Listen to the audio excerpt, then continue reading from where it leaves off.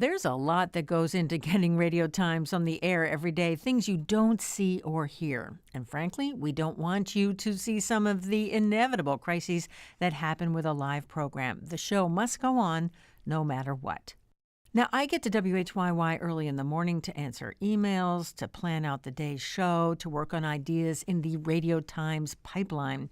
I like having some quiet before all the excitement starts. I've done my homework, so in the hour before airtime, I'm recording the billboard and the promos. I'm going over my questions and scripts. I've been doing the show for 30 years, but I still need time to get my head together before airtime. I also like greeting the guests in person, and I'm not exactly sure why. It just feels right to welcome them in the WHYY lobby and then lead them back to the studio, kind of the way I greet guests at my front door at home. Now, I've interviewed Salman Rushdie several times. He is such a good conversationalist, so I was really looking forward to talking with him. I prepared my questions for him and some readings from his new novel, but I also wanted to allow time to freely converse about some of the issues of the day, and I have to say, he did not disappoint.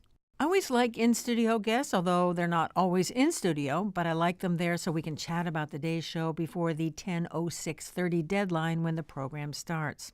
Radio Times includes an engineer, and this day it's Diana Martinez. She's there while producer Trinae Nuri is getting ready to field calls and comments to the show. And while we go live, producers Debbie Builder and John Ahrens are multitasking. They're checking in on the broadcast and working on upcoming shows. They're editing sound bites, fact-checking, and updating social media.